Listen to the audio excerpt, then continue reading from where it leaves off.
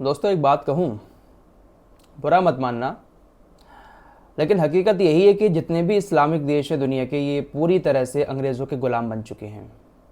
चूड़ियाँ पहनकर नंगा नाच होता हुआ देख रहे हैं। फ़िलिस्तीनियों का सबसे बड़ा दुश्मन इजराइल नहीं है, बल्कि सबसे बड़े दुश्मन कोई हैं तो ये इस्लामिक देश हैं। अब आप कहेंगे ऐसा क्यों? इजराइल और फ़िलिस्तीन की जंग कोई नई जंग नहीं है, बल्कि इस जंग को होते हुए 70 साल हो चुके हैं। इजराइल पूरे फ़िलिस्तीन पर कब्जा कर चुका है। 70 सालों से ये सब हो रहा है, लेकिन इस छोटे से इजराइल को धमकाने वाला, इसके सामने खड़े होकर इसको समझाने वाला कोई देश नहीं है। कहने को 57 इस्लामिक देश हैं, लेकिन सारे के सारे देश अंग्रेज़ों के ग़ुलाम हो चुके हैं। अब इस ताज़ा जंग को ही देख लो, 6 दिन हो गए हैं इस जंग को होते हुए, लेकिन अभी भी इजराइल को समझाने कोई देश सामने नहीं आया है। बयानबाजी बहुत ज़्यादा हो रही है। कभी खबर आती है कि ईरान के राष्ट्रपति ने ये कह दिया, कभी खबर आती है सऊदी के राष्ट्रपति ने ये कह दिया, कभी खबरें आती हैं बड़ा चढ़ाकर लोग बताते हैं कि तुर्की के राष्ट्रपति ने ये कह दिया। बस इन लोगों की तरफ से बड़बोली बातें की जा रही हैं, लेकिन हकीकत ये है कि पूरा का पूरा गाज़ा तबाह हो गया है। बहुत बुरे हालात हैं, लेकिन इन देशों की तरफ से सिर्फ अभी तक बयानबाजी की जा रही है। ज़रा इनकी ग़ुलामी और डरपोके का अंदाज़ा लगाइए कि एक तरफ अमेरिका है जिसने इजराइल की मदद के लिए इतना बड़ा हथियारों का ज़ख़ीरा भेज दिया, वहीं इस जंग में अभी तक गाज़ा वालों के लिए, फ़िलिस्तीनियों के लिए किसी भी इस्लामिक देश की तरफ से अभी तक कोई मदद नहीं भेजी गई है। आपको ताज़ा हालात बताऊं, गोदी मीडिया पर आप जो देख रहे हैं या कुछ यूट्यूबर हैं जो पल पल की अपडेट दे रहे हैं आपको, गोदी मीडिया इजराइल के बारे में बहुत बड़ा चढ़ाकर बता रहा है, उसकी तारीफ़ें कर रहा है। वहीं कुछ यूट्यूबर ऐसे हैं जो हमास की तारीफ़ कर रहे हैं, इजराइल को बहुत नीचा दिखा रहे हैं, लेकिन हकीकत ये है कि ये सब कुछ दिखावा है। लोगों के इमोशंस के साथ खेला जा रहा है। हकीकत ये है कि गाज़ा के लोग पूरी तरह से तबाह हो चुके हैं। पूरा गाज़ा खंडर बन चुका है। रात की बात करूं तो पूरा का पूरा गाज़ा अंधेरे में डूबा हुआ था। बिजली बनाने का ईंधन ख़त्म हो चुका है। इजराइल ने चारों तरफ से नाकाबंदी कर रखी है। जो ईंधन गाज़ा के अंदर जाता था लाइट बनाने के लिए, उस ईंधन पर रोक लगा दी है, रास्ते बंद कर दिए हैं, जिसकी वजह से खाने पीने की भी किल्लत हो गई है। बूंद बूंद पानी को तरस रहे हैं गाज़ा के लोग। 1.5 लाख लोग अपने घरों को छोड़कर डर की वजह से कि हमारे घर पर मिसाइल ना गिर जाए, समुद्र किनारे जाकर रहने को मजबूर हैं। इजराइल ने जुल्म की इंतहा यहाँ तक कर दी कि उसके यहाँ पर जेल में जो फ़िलिस्तीन के कैदी बंद हैं, उन कैदियों के लिए भी बिजली काट दी है।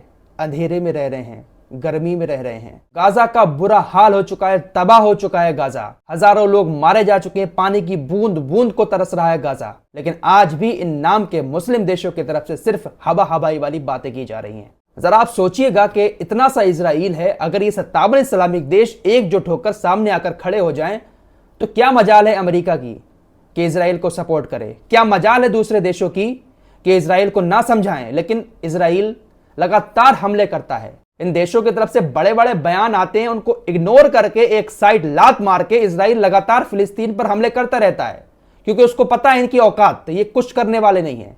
सऊदी अरब की बात करें तो उसका किंग जो है बहुत टाइम से ये सोच रहा है कि मैं कैसी करके इजराइल के करीब आ जाऊं, इजराइल से दोस्ती बढ़ाने के रास्ते ढूंढ रहा है। अमेरिका ने इजराइल के प्रधानमंत्री और मोहम्मद बिन सलमान की मुलाकात भी करवाई थी। और ये जो हमला हुआ है हमास की तरफ से, इसकी एक रीजन ये भी बताया जा रहा है कि हमास नहीं चाहता कि सऊदी अरब इजराइल से रिश्ते बढ़ाए।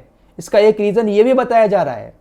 हमास कह रहा है कि अल-अक्सा मस्जिद को अपवित्र किया था, इसलिए हमने हमला किया, लेकिन एक मेन रीजन निकल के ये भी सामने आया है कि हमास नहीं चाह रहा है कि सऊदी अरब इजराइल की दोस्ती हो, लेकिन क्राउन प्रिंस मोहम्मद बिन सलमान जुगाड़ में लगे हैं कि कैसे भी करके हम इजराइल के साथ आ जाएं। और अमेरिका के तो गुलाम है ही वो, क्योंकि सारे के सारे हथियार अमेरिका से आते हैं। मेरे दोस्तों, वीडियो के जरिए आप लोगों को जो कुछ दिखाया जाता है, आपके इमोशंस के साथ खेला जाता है, ऐसा कुछ नहीं है, बल्कि हालात बद से बदतर हैं। हालात कैसे हैं, इन हालातों को सिर्फ गाज़ा और फिलिस्तीन के लोग ही फील कर सकते हैं। हमारे यहाँ पर क्या चल रहा है कि गोदी मीडिया कह रहा है इजराइल ने ऐसा कर दिया, उसको तबाह कर दिया और ये कर दिया वो कर दिया।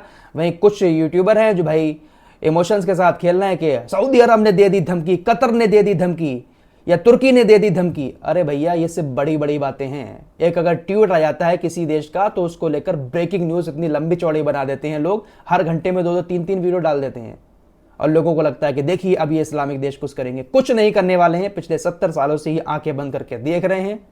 पूरा का पूरा फिलिस्तीन इजराइल कब्जा चुका है और गाज़ा पट्टी अब ये तबाह हो गया है। मस्जिद अक्सा को वो इसलिए छोड़ देता है क्योंकि उसको वो अपना पवित्र धार्मिक स्थल मानता है, वरना शायद उस मस्जिद को भी ये कब का नुकसान पहुंचा चुका होता है इजराइल।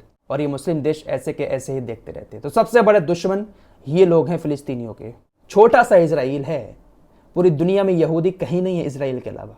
छोटा सा इजराइल, और दुनिया में अरबों जो है मुस्लिम हैं, लेकिन किसी देश की औकात नहीं है कि इसराइल के सामने खड़े होकर पूछ सके कि ये सब क्यों कर रहे हो। अगर मेरी बातें किसी को बुरी लगी हो कोई बात नहीं, लेकिन एक अजीब सा गुस्सा सा था कि लोग पता नहीं किस तरह की बड़ा चढ़ाकर इमोशंस के साथ खिलवाड़ करके आप लोगों के सामने चीज़ें रखते हैं, और आप लोगों को लगता है कि बस यही हकीकत है। हकीकत यह है कि बूंद बूंद पानी को तरस रहा है गाज़ा। फिलहाल इस रिपोर्ट में इतना ही, मिलते हैं एक और नए वीडियो के साथ, तब तक के लिए अपना ख्याल रखिए।